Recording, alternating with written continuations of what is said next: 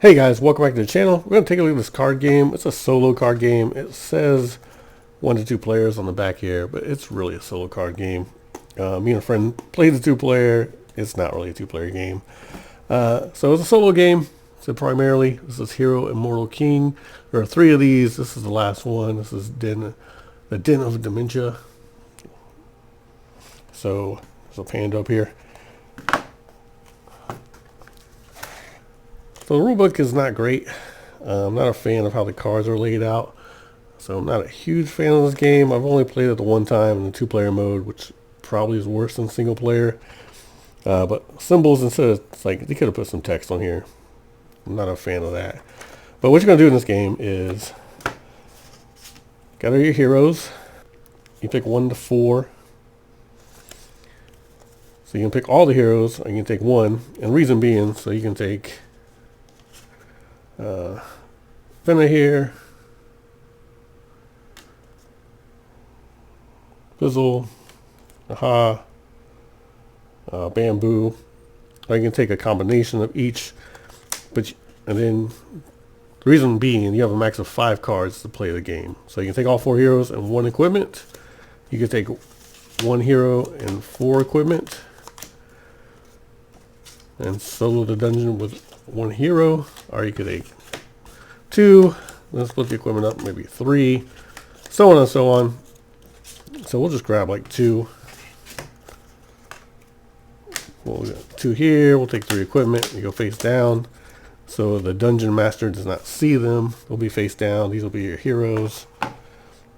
And then the person playing the dungeon master or yourself will take the dungeon cards. So I already shuffled them up into 3 piles, which are 3 corridors your adventurers will explore, like so. And then there's a main monster at the end. So the lens here, so supremacy, that's some stuff it does. It's a little hard to see. So, but different effects are going to trigger when they flip out, but this goes in front of the dungeon master up there. You got your hero cards here, and you will be rolling dice to defeat things. You have some mana tokens as well, so D6 and a 10-sided. And I think these are fear and mana tokens. There's a couple different colors. It does explain throughout the rule book here. So yeah, mana, tenacity, courage tokens, and fear tokens. They'll take different things to defeat different enemies, and then on a turn, the dungeon master will flip the corridor cards. I think they flip each one out, and then you choose which one. And then I believe the dungeon master can swap the decks at any time on their turn. So you maybe want to take, I think you take all the adventures through the same place. So you have goblin sculpture here. So C plus M, D26. And then we have the Goblin Labyrinth. So that's C plus M plus A. So I'm not a fan of how that's laid out, because like, what is that? So you go back here. So C is courage, M mana, and then A is adventures. When this letter is associated with a card's strength, it is equal to the number of adventures in the group. So I'm guessing that is the strength. So courage when this letter is equal to number of group, and then M is equal to number of mana tokens the adventure player has at the beginning of the battle. Alright, so I guess it's strength total, because I haven't played this in a long time. We played a long time ago, where one person who's a dungeon master, they just flip cards, and then you make decisions. You do have skills, so there's things to do, and the art is okay.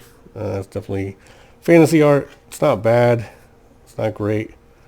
I may try to solo it one day, but I don't like. Eventually you'll memorize it, I guess, but I don't know if you would even play it that much to memorize this stuff, right? So the first time you play, you're gonna constantly go back here and be like, well, what's this mean? And like, okay, CX2, so on and so on. You'll meet different conditions. So free, this is gain 2 courage. Potions are one-time use. You discard them after they're done. There should be some equipment. This is a potion, and this is a helmet.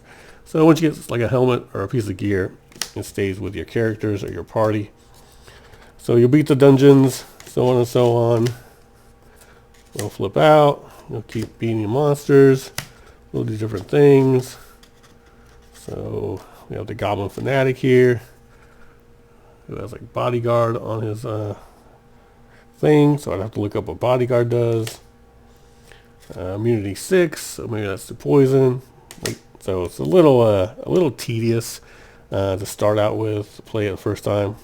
I mean, I guess most games are kind of tedious in that manner. But as you can see, you flip cards. You're gonna roll some dice. Whatever their battle is, it looks like it's here actually. So it might be the power of 8. So 3 is the strength. So that's what you have to beat. So you have a 6-sided. You're gonna do some modifications. Skill plus 3 to combat. So it's a temporary power and ultimate power. So destroy all monsters, ultimate power. And then you're gonna gain dungeon cards and I think pay them to do different things. And then once you get through the decks, you'll fight the main monster, try to win, beat the game. That's a very loose explanation. I'm not sure if you have to get through all these cards. Somebody a beholder looking thing here. The Wandering Eye. That's Supremacy. Mana Burner. So, but that's the third one in the set. So I think I have the first one, the Lich King. I have another one. I'm not sure which one it is. Like I said, we played it 2-player. The dungeon master person has a very boring duty or assignment. They just flip the cards and they can kind of rearrange things, but it doesn't really matter. The adventurer is going to have the most fun. Like I said, it's better just to solo it, I think.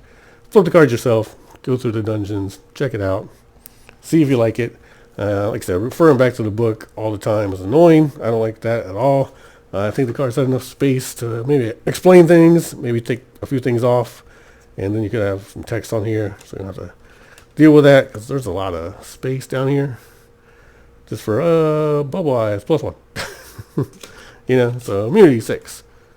So you don't want it too crowded, but there's space down there. Text on here is pretty good. Easy to read. So I can't really give it a score. It's more of an unboxing. And if you like solo games, from the Board Game Geek, from what I could tell, they say it's pretty easy, straightforward.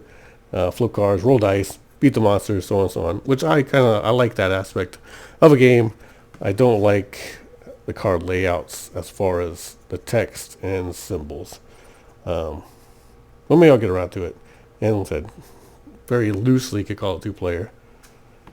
That is HERO Immortal King, Den of Dementia, or Dementia. I could be saying that totally wrong. There's Panned on it. There's 2 other ones if you want to check them out. They're usually pretty cheap if you can find them. As always, thanks for watching Triple R. Have a good day or night. Wherever you are, smash that like button, hit subscribe. Let me know if you played any solo games or if you recommend any solo games that are quick to play. I don't like being bogged down, actually.